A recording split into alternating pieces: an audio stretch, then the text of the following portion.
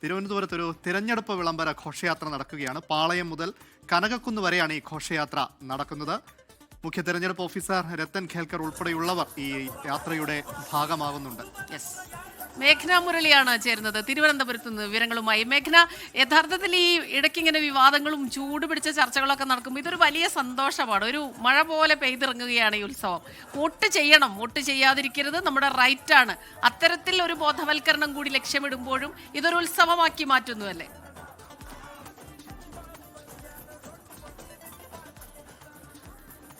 തീർച്ചയായും അങ്ങനെ തന്നെയാണ്. ഇനി തിരഞ്ഞെടുപ്പിന് കേരളം പോളിംഗ് ബൂത്തിലേക്ക് എത്താൻ മണിക്കൂറുകൾ മാത്രം ബാക്കി. അതിൽ 85% പോളിംഗ് പെർസെന്റേജ് ഉയർത്തുക എന്ന് തന്നെയാണ് തെരഞ്ഞെടുപ്പ് കമ്മീഷന്റെയും ലക്ഷ്യമായി വരുന്നത്. അങ്ങനെ വിപുലമായ പരിപാടികൾ തന്നെയാണ് കഴിഞ്ഞ ഈ ഒരാഴ്ച കാലമായി സംസ്ഥാനത്തും അതുപോലെ തന്നെ തലസ്ഥാനം കേന്ദ്രീകരിച്ചും നടക്കുന്നത് എന്നുള്ളതാണ്. അതിൽ ഇപ്പോൾ തെരഞ്ഞെടുപ്പ് ഓഫീസറായിട്ടുള്ള രത്തൻ യു ഖേൽക്കർ അടക്കമാണ് ഇപ്പോൾ വിളംബര ഘോഷയാത്രയിൽ പങ്കെടുത്തുകൊണ്ടിരിക്കുന്നത്. പാളയം മുതൽ കനകക്കുന്ന് വരെയാണ് ഘോഷയാത്ര നടക്കുന്നത്. അതിൽ ഈ പ്രത്യേകിച്ചും യുവാക്കളെ ഈ ഒരു വോട്ടിംഗ് പ്രക്രിയയിലേക്ക് ആകർഷിക്കാനായി പലതരത്തിലുള്ള പരിപാടികൾ രത്തൻ യു ഖേൽക്കറും അതുപോലെ തന്നെ ജില്ലാ കളക്ടറും ഒക്കെ പങ്കെടുത്ത ഒരു മനോഹരമായ റാപ്പ് ഒക്കെ കഴിഞ്ഞ ആഴ്ച കണ്ടതാണ്.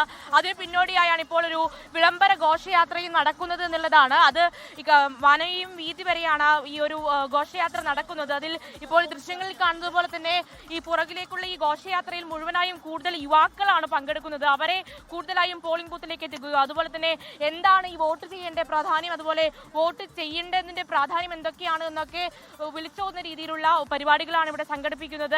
പലതരത്തിലും ഉള്ള നൃത്യങ്ങളടക്കമുള്ള പല കലാരൂപങ്ങളും ഒക്കെ അണിനിരത്തിക്കൊണ്ടാണ് ഇവിടെ പരിപാടികൾ നടക്കുകയും ചെയ്യുന്നത്. ഇപ്പോൾ രത്തൻ യു ഖേൽക്കർ നമുക്ക് പ്രതികരണം തേടാം. സാർ, എങ്ങനെയാണ് തെരഞ്ഞെടുപ്പ് ഒരുക്കങ്ങളൊക്കെ? എല്ലാ ഒരുക്കങ്ങളും റെഡിയാണ്, താങ്കൾക്ക് കാണാമല്ലോ. എല്ലാ ആവശ്യത്തോടു കൂടി എല്ലാവരും വോട്ട് ചെയ്യാൻ തയ്യാറാണ്, സജ്ജമാണ്. അതാണ് നമുക്ക് വേണ്ടത്.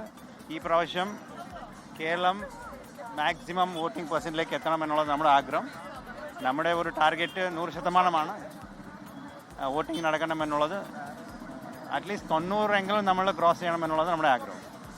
അങ്ങനെ തന്നെയാണ്. 90%-ലെങ്കിലും വോട്ടിംഗ് ശതമാനം എത്തണമെന്നുള്ളതാണ് തെരഞ്ഞെടുപ്പ് കമ്മീഷനും ലക്ഷ്യം വയ്ക്കുന്നത്. അതിനായിട്ടുള്ള വിപുലമായിട്ടുള്ള പരിപാടികൾ, ഒരു വിപുലമായ ഘോഷയാത്ര തന്നെയാണ് ഇവിടെ അണിനിരത്തുകയും ചെയ്തിട്ടുള്ളത്.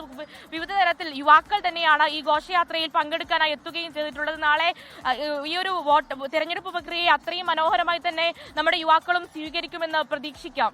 അതെ, യുവാക്കളുടെ വലിയൊരു പങ്കാളിത്തം നമുക്ക് അതിൽ കാണാൻ കഴിയുന്നുണ്ട്. അത് ഈ പറഞ്ഞ പോലെ ഈ ചൂടേറിയ വാഗ്വാദങ്ങളൊന്നുമല്ല യുവാക്കളെ ആകർഷിക്കണമെങ്കിൽ അതിന് ഈ രീതി തന്നെ പിന്തുടർന്നേ പറ്റൂ.